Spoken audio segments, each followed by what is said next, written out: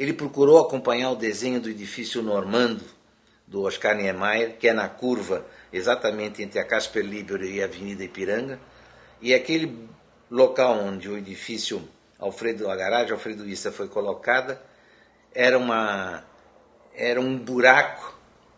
onde, lamentavelmente, o lençol d'água era muito superficial, criando uma espécie de uma piscina. Ele era um terreno que já estava tapumado há muitos anos e que duas manchetes de jornais, na década de 69 e 70, deram em manchete, tipo notícias populares, a seguinte: indivíduo morre afogado na Avenida Ipiranga. E aí, quando se entrou no mérito da notícia, realmente era um bebum que pulou o tapume e, sem saber, achando que era um terreno plano, sem saber, ele escorregou pelo tapume adentro e morreu afogado porque tinha 1,5 metro de água no buraco. Isso realmente agilizou a prefeitura a dar uma resposta à recuperação. Você imagina um lugar, um buraco com água de 1,5 metro na esquina da Avenida Ipiranga com a Casper Libero, que já tinha uma relação de importância muito próximo da Estação da Luz. Então o edifício surgiu numa ligação, numa parceria, o Jorge Nasser e eu, e a opção de fazer só 7 pavimentos era para justamente dar um gabarito que se coadunava com o urbano que nós imaginávamos da cidade e que absolutamente estava certo, porque depois que ele foi violentado com 2 andares a mais, ele perdeu a beleza e perdeu a relação uma relação mais adequada e uma relação esteticamente mais comprometida com todo aquele entorno. Essa obra fez com que a prefeitura imediatamente começasse a obra, eu comecei acompanhando essa obra e realmente foi uma emoção muito grande ver um edifício, o primeiro edifício público que eu estava fazendo juntamente com o Jorge Nasser, nascer na Avenida Ipiranga, remodelando e reformatando aquele canto e dando uma nova condição de acesso viário, etc. A prefeitura imediatamente depois nos convocava para um outro projeto que foi muito importante e que lamentavelmente não foi executado, que era a garagem no centro da cidade, compreendido entre o viaduto 9 de Julho e o viaduto Dona Paulina, ao lado do Palácio Mauá. Aproveitando um vazio que dá para 23 de maio, preencher aquele vazio com uma garagem. Então nós tivemos a ideia de criar uma garagem que nascesse na 23 de maio, com acesso direto dos carros que vinham no sentido 23 de maio, centro da cidade, pela própria garagem, subindo 2 pavimentos acima do viaduto Brigadeiro, de tal forma que os carros que vinham do bairro para a cidade, na sua volta, por dentro da própria garagem, voltariam para a pista no sentido do bairro. Esse projeto foi destacado, foi comentado significativamente pela imprensa, etc., etc., e, lamentavelmente, outros interesses da prefeitura surgiram, impedindo da sua construção, que não aconteceu mais, e ficou a frustração. Evidente que as 2 primeiras obras públicas projetadas me mostraram não um abandono da atividade privada, ligada a empreendimentos privados, mas mostraram uma imagem de uma arquitetura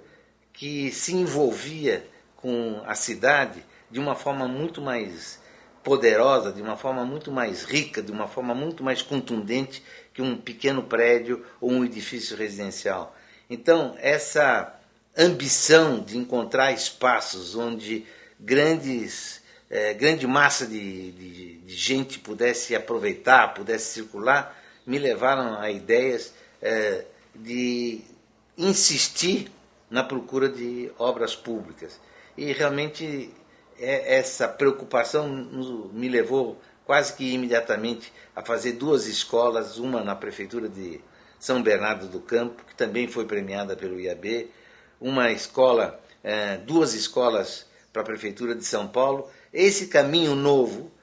me levou também a ir atrás do resultado que esses projetos me davam. Na hora que os projetos eram concluídos, a obra era concluída, perdão, eu me dirigia à obra e perguntava para os usuários aonde que nós acertamos, aonde que a gente errou, qual que era o espaço que enriquecia o cotidiano deles, qual o espaço que estava mais comprometido, por que uma coisa era mais agradável da outra, etc, etc. Isso, evidentemente, só em obra pública que podia ter esse resultado. Ao mesmo tempo que eu fazia essas perguntas, eu tinha algumas relações importantes também com a atividade do IAB, porque através do Corona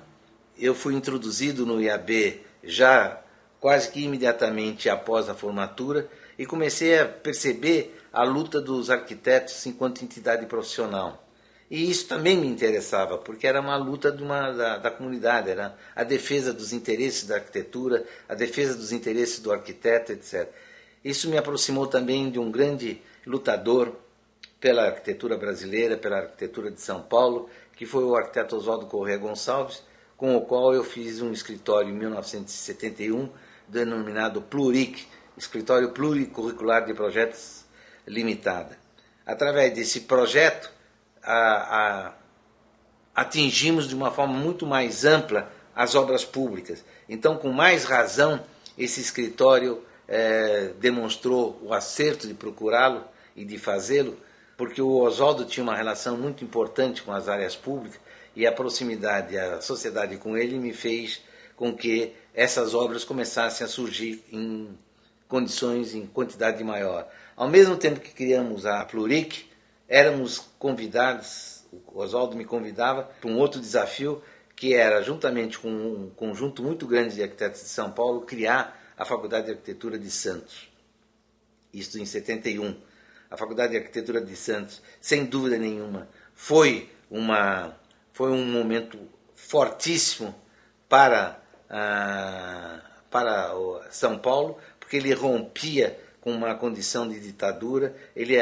avançava sobre uma condição negativa que a ditadura impôs e com coragem, principalmente com a ação do Oswaldo, com coragem bastante grande, foi criada a Faculdade de Arquitetura de Santos, pela qual eu dei aula durante 6 anos, convivendo com arquitetos de qualidade, de um João Walter Toscano, de um Telésforo Cristofani, de um Davi Ottoni. E dei aula durante 6 anos nas disciplinas inicialmente com o Oswaldo, durante 2 anos fui assistente dele na disciplina de urbanismo, e depois assumi a condição de 2 anos dei como assistente de edificação com o João Toscano, e depois assumi a edificação já como titular nos 2 últimos anos. Em 74 já assumia a condição de vice-presidente do IAB de São Paulo, em plena ditadura, já lutava significativamente com a ampliação de uma proteção, de uma blindagem maior que os arquitetos pudessem ter em relação a algumas ações perigosíssimas que a ditadura estava impondo aos arquitetos, principalmente arquitetos e engenheiros. Em 1976 eu era eleito presidente do IAB e nessa condição, já percebendo alguns estragos, lamentavelmente, que a ditadura tinha feito, prendido uma série de arquitetos, colegas nossos, amigos meus, eu procurava então ampliar a atividade do IAB, fazendo então uma ligação com a Sociedade Brasileira de Progresso para a Ciência, a SBPC, uma ligação com a igreja. Foi na minha gestão a primeira e única vez que um arcebispo de São Paulo adentrava o IAB, D. Paulo Evaristo Arns, veio ao IAB trazer toda a solidariedade dele em relação aos arquitetos presos e mostrando que era importante o movimento que nós estávamos fazendo naquele momento para ampliar a defesa do cidadão e principalmente a defesa daqueles que estavam muito perto da gente, que eram os arquitetos e engenheiros. Vinculamos-nos ao Instituto de Engenharia, ao Instituto de Agronomia, criando então um elemento de defesa significativo contra as arbitrariedades que eram cometidas contra os profissionais liberais.